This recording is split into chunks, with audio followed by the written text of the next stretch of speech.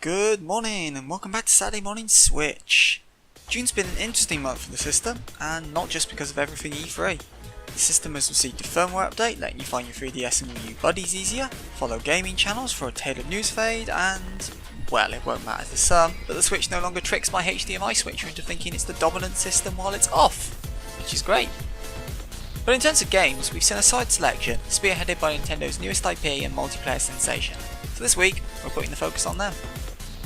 Firstly, there's the obligatory Hacker Neo Geo range, which continues to expand week after week, adding 5 new titles to the lineup over the month. The good news is that there's only one fighting game this time around, in the form of Fatal Fury 2.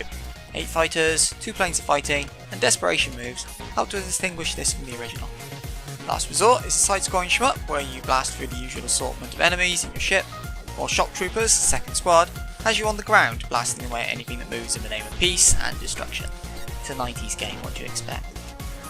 Sengoku is a side-scrolling action title as you make your way right, kicking, punching and slashing your way through hordes of ghosts while switching between characters to make the best use of all three's abilities. And lastly, Magical Drop 2 offers a totally different experience, a puzzler game where you fire the pieces up, not down. The less said about the MS Paint art though, the better. All of those Hacker Neo Geo games will set you back £6.29 each, and don't worry, there's plenty more of them still to come. Back to June though, and we've now seen the Switch debut of Shantae in Half-Genie Hero. The fourth game in the series, this fun platformer is the usual mix of action and puzzles, with a heap of piracy and Arabian culture sprinkled in.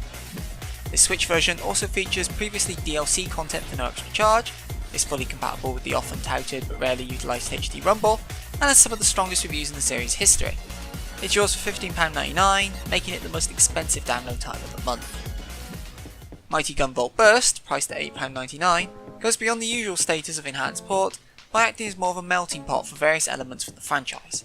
Characters from Azure Striker Gunvolt and Mighty No. 9 make appearances in a game that is quite reminiscent of old school Mega Man, but with plenty of customization options, including bullet trajectories, and some HD Rumble functionality to help you find secrets. If you're down for more of that old school gun and run action, have a look see at this one. More modern looking is Oceanhorn, Monster of Uncharted Seas, a game that bears more than a passing resemblance to Wind Waker, and even has Nobuo Uematsu composing a few tracks. The rest of the game though seems fairly standard for 3D adventures, as you sail the seas, explore islands, fight enemies and bosses, and try to unravel insert mystery here. The Switch isn't exactly inundated with that type of game though, so if you're willing to drop £13.49 on it, and you're not still obsessed with Zelda, maybe this is the one for you this month. Rounding out the indie titles for June is GoNNER, a curious title featured back in the Indies presentation earlier in the year. And by curious, I mean, well, you can see what I mean. Even watching the trailer, I'm not entirely sure what's going on. Action platformer, chaotic shmup, it's certainly unique. The game itself describes itself as tough as hell, and a score-based, procedurally generated platformer with roguelike elements. There's a pool of abilities, both passive and activated, for you to play with as you try and adapt, and an interesting musical score too. So maybe it's more like Binding of Isaac? At £8.99, it's also solid value if you like games where you're in a constant battle for survival. If I wasn't occupied with other titles right now, I'd certainly consider picking this up myself. But that moves us past downloads and to retail, and for physical releases there is only the one this month. Nintendo's own ARMS. Setting you back £49.99 in the eShop and around £45 at retail. If you paid any attention to the Switch this past month or so, you'll be well aware of what this title is. A fighting game unlike any other, where your hands are the fists and you physically block, hook, and hurl your opponents around the ring in 1v1, 3-way, 4-way, and tag matches, as well as playing volleyball and basketball.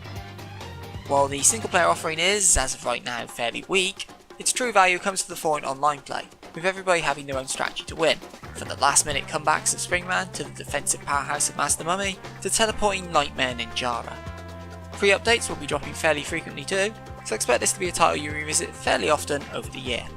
Up to 4 players can fight on one system as well, and there is a button control scheme if you want to stay still, though it lacks the nuance of motion swings and may leave you at a disadvantage.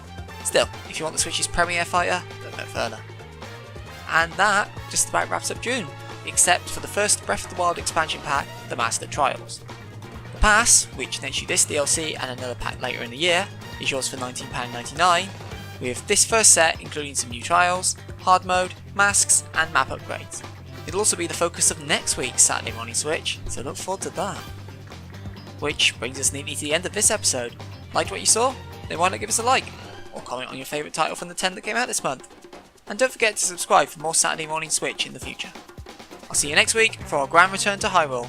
Thanks for watching, I'll catch you all then.